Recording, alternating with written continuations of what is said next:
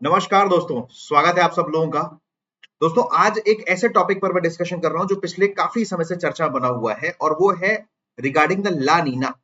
आप सब लोगों ने ला नीना के बारे में सुना होगा। आपने एनसो के बारे में सुना होगा। एनसो का फुल फॉर्म होता है El Nino, La Nina and southern oscillation. दोस्तों, ये जो पूरी घटना है, ये पूरी घटना हमें देखने को मिलती है पैसिफिक ओशन के अंदर, प्रशांत महासागर के अंदर ये घटना देखने को मिलती है। तो क्या है लानीना? बेसिकली लानीना होता क्या है, एक तो इसको समझेंगे।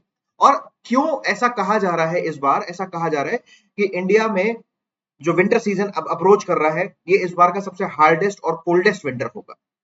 द हिंदू में इस पर एडिटोरियल प्रकाशित हुआ था एनवायरमेंट वाले सेक्शन में, उसमें भी बहुत सारे रीजन बताए गए। तो मैं आज आपको वही एक्सप्लेन करूंगा जो एनवायरमेंटलिस्ट कह रहे हैं, और मैं आपको ये भी एक्सप्लेन करूंगा कि लानीना का क्या कनेक्शन है इंडिया के विंटर के हार्श होने से। पहले लानीना को समझेंगे और फिर ये समझेंगे कि लानीना कैसे इंपैक्ट डाल रहा है भारत की इस बार ठंड को बहुत अधिक बढ़ाने में। तो दोस्तों, अगर आप नए हैं तो आप मेरे टेलीग्राम चैनल के साथ जुड़ सकते हैं, वैभव शिवहरे ऑफिशियल। इन दोनों ग्रुप्स को आप ज्वाइन कर सकते हैं। यहाँ पर आपको मेरे क्लासेस के सभी वीडियोस और इंपॉर्टेंट पीडीएफ नोट्स भी यहाँ पर आपको मिलते हैं। दोस्तों, लानीना को समझने से पहले जरा एक बार हम वर्ल्ड मैप को देख लेते हैं। जैसा कि मैंने आप लोगों को बताया कि दोस्तों, ये जो पूरा पिक्चर है, जो पूरा सिनेरियो है, ये हमें कहाँ देखने को मिलता है? तो ये देखने को मिलता है पैसिफिक ओशन। इस मैप के बजाय आप इस मैप को देखोगे तो बहुत अच्छा दिखाई देगा आपको, और अच्छे से समझ में आएगा, क्योंकि ये है एंटायर पैसिफिक ओशन। ये है एंटायर पैसिफिक ओशन। और पैसिफिक ओशन का डायरेक्शन भी जरा देख लेते हैं दोस्तों। ये जो ऑस्ट्रेलिया का जो ईस्ट कोस्ट दिखाई दे रहा है, इसको हम वेस्ट पैसिफिक ओशन कहते हैं। और साउथ अमेरिका कॉन्टिनेंट का जो वेस्टर्न पार्ट दिखाई दे रहा है दोस्तों, इसको हम ईस्ट पैसिफिक ओशन के नाम से जानते हैं। तो ये है वेस्ट पैसिफिक ओशन और ये ईस्ट पैसिफिक। एक्चुअल में मैंने आपको ये इसलिए बताया क्योंकि जब बहुत सारे बच्चे इस मैप को देखते हैं ना, जब इस मैप को देखते हैं तो उनको लगता है कि अरे, पैसिफिक ओशन का जो वेस्टर्न पार्ट है, पैसिफिक ओशन का जो वेस्टर्न पार्ट है वो तो ये वाला होना चाहिए, क्योंकि ये तो इस पूरे वर्ल्ड मैप के वेस्ट में दिखाई दे रहा है, तो ये वेस्टर्न पार्ट होना चाहिए। ठीक है, और यहाँ पर ईस्टर्न पार्ट होना चाहिए। तो लोग कंफ्यूज होते हैं। इसीलिए पहले आप ये समझ लीजिए कि पैसिफिक ओशन ओशन के डायरेक्शन क्लियर होने चाहिए। भाई, अगर आप इसको 360 डिग्री में फोल्ड करके देखोगे तो आपको ये वाली पिक्चर समझ में आएगी। क्योंकि वर्ल्ड मैप, जो पृथ्वी है, ये जो हम आपको दिखाई दे रहा है, ये जो मैप आपको अभी सामने दिख रहा है, ये तो पूरा फ्लैट मैप है, 2D मैप है। लेकिन अगर इसको आप जब इस वाले एज को और इस वाले एज को जब आप इधर से फोल्ड करोगे तो आपको ऐसा दिखाई देगा कि ये है पूरा का पूरा पैसिफिक ओशन। और पैसिफिक ओशन का ये वाला जो हिस्सा है, इसी को हम कहते हैं सर, ये है आपका वेस्टर्न पैसिफिक ओशन। और दोस्तों, ये वाला जो हिस्सा है, इसको हम कहते हैं ईस्टर्न पैसिफिक ओशन। यानी ऑस्ट्रेलिया का जो पूर्वी तट है वो वेस्ट पैसिफिक ओशन है, साउथ अमेरिका का जो पश्चिमी तट है, वेस्टर्न कोस्ट है, वो ईस्ट पैसिफिक ओशन है। यहां तक का एकदम कंसेप्ट क्लियर होना चाहिए। और ये जो पूरा फिनोमिना है दोस्तों, ये पूरा फिनोमिना यहीं पर होता हुआ दिखाई देता है। बेसिकली समझते हैं कि ये जो लानीना जो शब्द है, लानीना बेसिकली होता क्या है। तो देखो, ये जो वर्ड आया लानीना, आपने एक वर्ड सुना होगा लानीना, आपने वर्ड सुना होगा एल नीनो, है ना? एल नीनो, ठीक, ये भी सुना आपने दोनों। दोस्तों, ये जो दोनों शब्द हैं, ये स्पेनिश भाषा के शब्द, ठीक। और लानीना का मतलब होता है एक लड़की, छोटी लड़की, ठीक है। और भाई, ये लड़की जो है बहुत ही ज्यादा नोटोरियस है। कैसे है ये लड़की नोटोरियस? इसको कहते हैं लिटिल बॉय, लिटिल बॉय, और ये है लिटिल गर्ल। लानीना, ध्यान रखना है, एक कूलर कंसेप्ट है या कूलर फिनोमिना है, जबकि एल नीनो और का जो कनेक्शन है वो है वार्म फिनोमिना, ठीक। वैसे तो आप YouTube पर सर्च करोगे एल नीनो लानीना बाय वैभव शिवहरे, तो कंप्लीट आपको एक 2.5 घंटे का वीडियो मिलेगा। उसमें मैंने पूरा डिटेल में एक्सप्लेन किया है एल नीनो का पूरा मैकेनिज्म और लानीना का मैकेनिज्म। लेकिन चूंकि अभी हम इस वीडियो में केवल इस बात को समझने का प्रयास करेंगे कि क्यों इस बार इंडिया में कहा जा रहा है, वैज्ञानिकों के द्वारा, बहुत सारे एनवायरमेंटलिस्ट के द्वारा, क्यों ऐसा कहा जा रहा है कि इंडिया को इस बार बहुत हार्श विंटर्स फेस करना पड़ेगा, उस पर डिस्कशन कर रहे हैं। उसको समझने से पहले जरा हम लानीना को जरा देख लेते हैं कि लानीना कंडीशन होती क्या है। दोस्तों, लानीना कंडीशन को समझने के लिए आपको इस मैप पर जरा गौर करें आप। देखो, बेसिकली होता क्या है, ये पूरा का पूरा पैसिफिक ओशन है। और लानीना कंडीशंस में ना बेटा, लानीना जो सिचुएशन होती है, इस लानीना सिचुएशन में ये जो ट्रेड विंड्स हैं, ये जो ट्रेड विंड्स हैं, ये ट्रेड विंड्स कहां फ्लो हो रही हैं? आपको पता है कि ये जो पूरी पूरी घटना है, ये central Pacific ocean, eastern Pacific ocean की घटना है। यानी इक्वेटोरियल पैसिफिक ओशन वाला जो रीजन है वहां का ये पूरा कंसेप्ट है। और आपको पता है कि ट्रॉपिकल रीजन में जो फ्लो होने वाली विंड्स है वो ट्रेड विंड्स है, और ट्रेड विंड्स का डायरेक्शन होता है ईस्ट से वेस्ट की ओर। नॉर्मल कंडीशन में भी ट्रेड विंड्स का डायरेक्शन ईस्ट से वेस्ट की ओर होता है, लेकिन जब 3 से 5 साल में ये फिनोमेना जब रिपीट होता है, लानिना फिनोमेना आता है, तो ये जो ट्रेड विंड्स की जो फ्रीक्वेंसी है ना होती है ना, ये बहुत फास्ट हो जाती है। ट्रेड विंड्स की जो फ्रीक्वेंसी है, ये फ्रीक्वेंसी बहुत फास्ट होती है, बहुत तेजी से ये ट्रेड विंड्स मूव करने लगती है। तो जब बहुत तेजी से ट्रेड विंड्स मूव करेंगी, तो ध्यान रखना है ये इस प्रकार से ट्रेड विंड्स मूव कर रही हैं। ये ट्रेड विंड्स इक्वेटोरियल रीजन में ये ट्रेड विंड्स मूव कर रही हैं, समझना है इसको जरा। ठीक, तो जब बहुत ज्यादा फास्ट मूवमेंट होगा ट्रेड विंड्स का, तो उसकी वजह से यहां पर ओशन की सरफेस का जो वाटर है, वो ओशन की सरफेस का वाटर सारा कहां शिफ्ट होगा?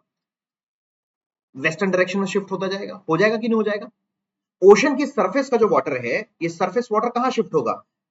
ठीक, वेस्टर्न डायरेक्शन में शिफ्ट होगा। और आपको पता है, ये अगर मान लो यहां से सनरेज आ रही हैं, तो ओशन की सरफेस के वाटर का टेम्परेचर यहां पर क्या होगा? ज्यादा होगा, राइट? क्योंकि अगर आप डीप डाउन देखोगे, डीप डाउन इस ओशनिक बॉडी में यहां पर देखोगे, तो यहां पर तो आपको कोल्ड वाटर मिलेगा। भाई सिंपल सा कंसेप्ट है, अगर आप देखोगे इसका ओशनोग्राफी का, कि जैसे जैसे हम समुद्र की सतह पर नीचे आते जाते हैं, तापमान गिरता जाता है। लेकिन जब हम समुद्र की ऊपरी सतह पर यहां पर होते हैं, तो तापमान हमको ज्यादा मिलता है।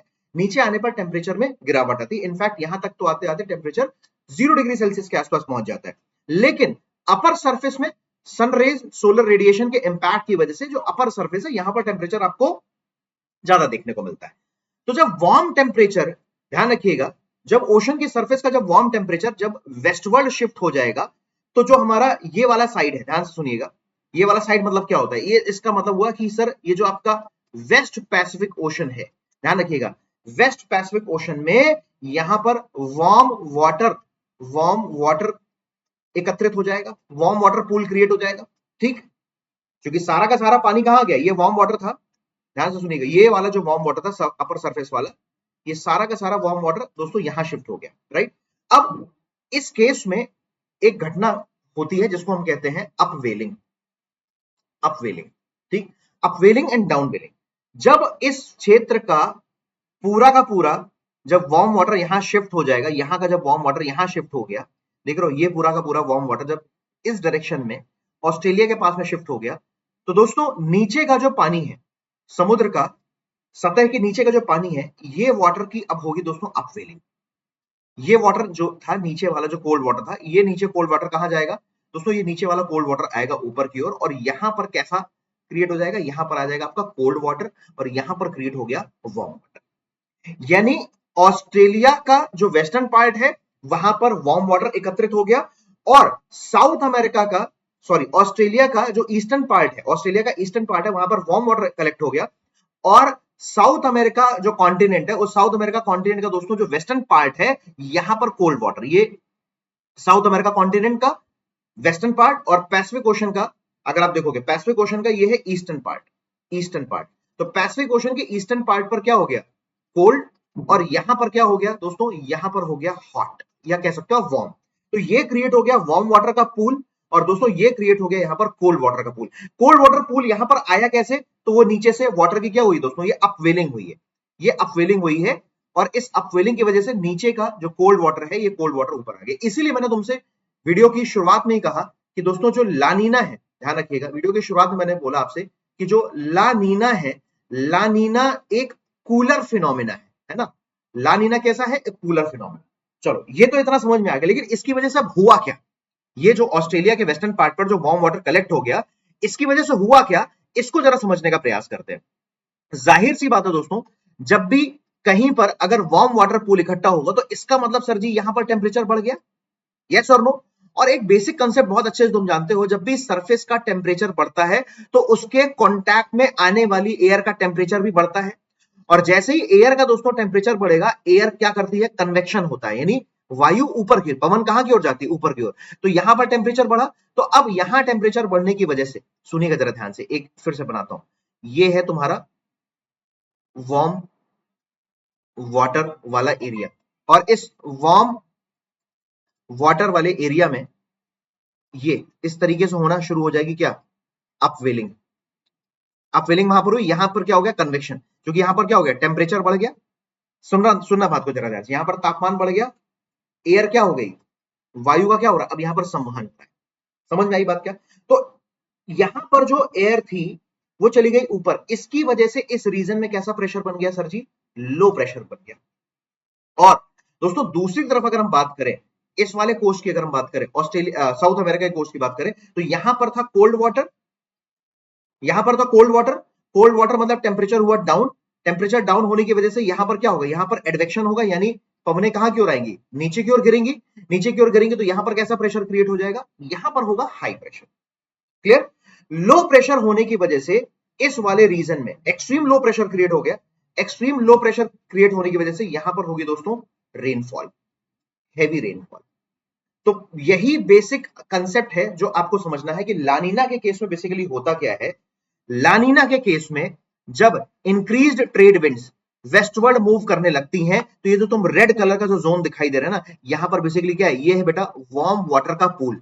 और वार्म वाटर के पूल ने यहां पर लो प्रेशर कंडीशन क्रिएट कर दी, क्योंकि टेम्परेचर बढ़ गया है, लो प्रेशर कंडीशन क्रिएट कर दी, इसकी वजह से यहां पर एक्सट्रीम हैवी रेनफॉल देखने को मिल रहा है। सर ये बात तो समझ में आ गई कि सर यहां पर एक्सट्रीम हैवी रेनफॉल देखने को मिल रहा है, लेकिन इसका कनेक्शन इंडिया के साथ कैसे? आपने कहा हमें यह भी समझना होगा कि इसका कनेक्शन इंडिया के साथ कैसे, यहां पर कैसे इंपैक्ट डाल रहा है, अब उसको समझेंगे। आगे बढ़ने से पहले मैं चाहता हूं कि एक चीज पर और जरा तुम गौर कर लो। अभी तो तुमको मैंने ला नीना कंडीशन बताई है, एक बार जरा हम ये भी देख लेते हैं कि भाई एल नीनो कंडीशन में क्या होता है। ऑल्दो हमारा आज की क्लास का डिस्कशन एल नीनो का नहीं है, हम केवल ला नीना और उसका कनेक्शन इंडिया में हार्श विंटर से बताएंगे, लेकिन फिर भी आप समझ ले जरा ध्यान से। दोस्तों नॉर्मल ईयर में भी ट्रेड विंड्स वेस्टवर्ड मूव कर रही होती हैं, ठीक है। ला नीना के केस में, ला नीना के केस में ये जो ट्रेड विंड का जो फ्लो है वेस्टवर्ड, ट्रेड विंड का जो फ्लो है वो और अधिक ज्यादा क्या हो जाता है, फास्ट हो जाता है। तो यहां पर अभी छोटा सा वार्म वाटर का पूल दिख रहा है आपको, लानीना के केस में वार्म वाटर का पूल आपको और बड़ा देखने को मिलता है। लानीना के केस में वार्म वाटर का पूल आपको और बड़ा देखने को मिल रहा है। अब एल नीनो कंडीशन में इसका ठीक उल्टा हो जाता है। El Nino condition, little boy, El Nino condition कैसा फिनोमेना है दोस्तों, ये वार्म फिनोमेना है। और एल नीनो कंडीशन में ट्रेड विंड्स का रिवर्सल होता है, और ट्रेड विंड्स का जब रिवर्सल होता है ना, तो यहां पर जो वार्म वाटर इकट्ठा हुआ था, अब वो सारा का सारा वार्म वाटर शिफ्ट हो जाता है साउथ अमेरिका के वेस्टर्न पार्ट पर, यानी पैसिफिक ओशन के ईस्टर्न पार्ट पर। और यहां पर इस दौरान टेम्परेचर बढ़ जाता है, और टेम्परेचर बढ़ने की वजह से यहां पर कंडीशन कैसी होती है, लो प्रेशर। और यहां पर चूंकि वार्म वाटर का पूल अब यहां पर खत्म हो गया, तो वार्म वाटर के पूल यहां पर खत्म होने की वजह से यहां पर दोस्तों टेम्परेचर हो गया कम, और यहां पर कंडीशन बनती है हाई प्रेशर। सो जो एलिनो ईयर होता है वो इंडिया के लिए, अगर कोई तुमसे पूछे कि भाई एलिनो ईयर इंडिया के लिए क्या फेवरेबल है, तुम बोलोगे नो सर। एलिनो ईयर में इंडिया में क्या पड़ जाता है, सूखा, सूखे की कंडीशन क्रिएट हो जाती है, ड्रॉट सिचुएशन क्रिएट हो जाती है। और लानीना के केस में क्या होता है, ध्यान से सुनिएगा। लानीना के केस में तो इंडिया के अंदर, लानीना में इंडिया के अंदर एक्सट्रीम एक्सट्रीम रेनफॉल होती है, एक्सट्रीम रेनफॉल होती है लानीना के केस में इंडिया में।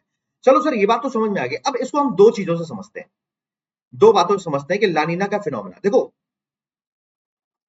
ये जो लानीना का मैंने अभी आपको फिनोमेना समझाया, अगर तो लानीना, सुनना जरा ध्यान से, दो बार इंपैक्ट देखने को मिलता है। जैसे लानीना अगर मॉनसून के समय पर, या आप कह सकते हो कि समर सीजन में, यानी मॉनसून के टाइम पर अगर लानीना इंपैक्ट डालता है, लानीना आता, तो उसकी वजह से हाई रेनफॉल होना समझ में आता है। लेकिन इस बार तो दोस्तों लानीना सिचुएशन भी, इस बार तो लानीना सिचुएशन थी नहीं, उसके बावजूद भी हैवी रेनफॉल देखने को मिला। उसके पीछे कुछ और फैक्टर्स रिस्पॉन्सिबल थे, मैंने ऑलरेडी उस पर एक वीडियो बनाया हुआ है कि पहली बार तिब्बत को पार करके, हिमालय को पार करके पहुंचा भारत का मानसून, ठीक है। उस वीडियो को जाकर आप देखिएगा, आपको क्लैरिटी मिलेगी। इधर पर देखेंगे इस बार, लेकिन हम बात कर रहे हैं दोस्तों विंटर सीजन की, कि विंटर सीजन में लानीना भारत में जो कोल्ड है, या भारत में जो सर्दी है, उसको क्यों इतना बढ़ा दे रहा है। तो उसके पीछे रिस्पॉन्सिबल रीजन ये है, हाउ लानीना इंपैक्ट इंडिया विंटर।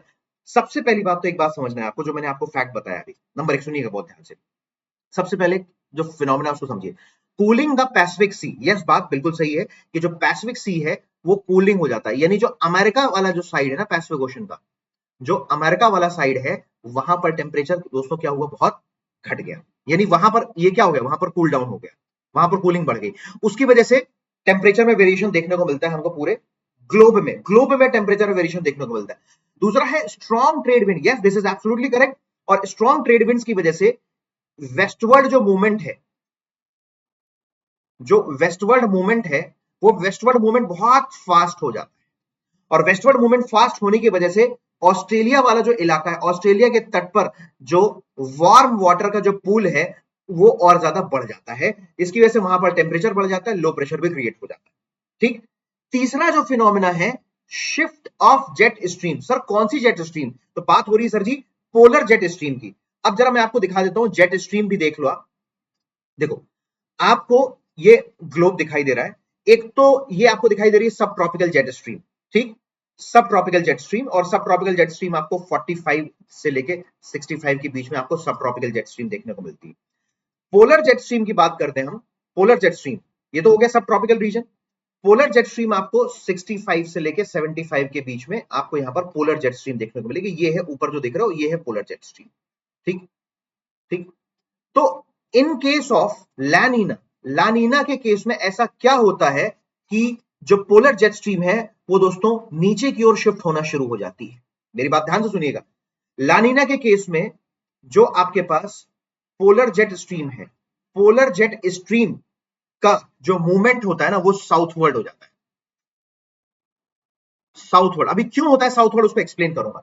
इसका मूवमेंट साउथवर्ड होना शुरू हो जाता है नीचे की ओर, यानी ये इंडियन सब कॉन्टिनेंट की तरफ, इंडियन सब कॉन्टिनेंट की तरफ ये मूव करना शुरू कर देती है।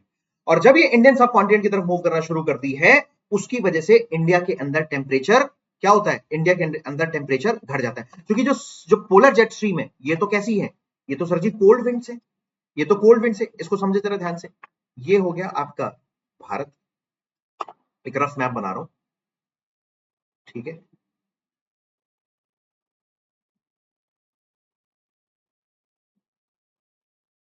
ठीक है भारत। और अब आप देख रहे हो ये है हिमालयन वाला रीजन।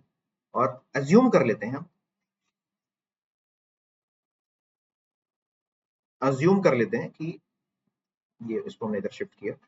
हम अज्यूम कर लेते हैं कि यहां पर है आपकी, ये है पोलर जेट स्ट्रीम, ये है आपकी पोलर जेट स्ट्रीम। ठीक। और मैंने आप लोगों को एक बात कही अभी कि इन केस ऑफ लानीना, ला नीना के केस में ये जो पोलर जेट स्ट्रीम है, ये साउथवर्ड शिफ्ट हो जाती है। इसका मूवमेंट कैसा होता है, साउथ डायरेक्शन की ओर ये शिफ्ट होती है। और जब ये साउथ डायरेक्शन की तरफ शिफ्ट होगी, ध्यान से सुनिएगा, जब ये साउथवर्ड शिफ्ट होगी तो निश्चित रूप से ये कैसी है, कोल्ड विंड्स है, कोल्ड विंड्स है।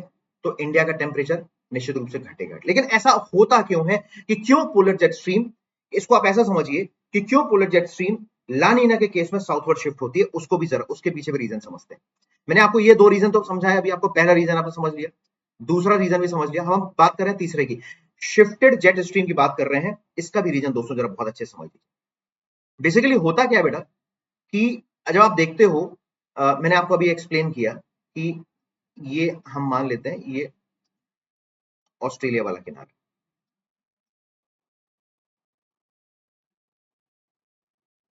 ये ऑस्ट्रेलिया और ये, सॉरी, ये ऑस्ट्रेलिया और ये जो है आपका साउथ अमेरिका वाला रीजन। ठीक है। तो ऑस्ट्रेलिया पर यहां से ना, जब यहां पर टेम्परेचर ज्यादा, जब सॉरी जब यहां पर टेम्परेचर यस ज्यादा था, तो यहां पर लो प्रेशर क्रिएट हुआ। और टेम्परेचर ज्यादा होने की वजह से ये विंड्स कहां की ओर जाएंगी, विंड्स ऊपर की ओर शिफ्ट होंगी। ठीक।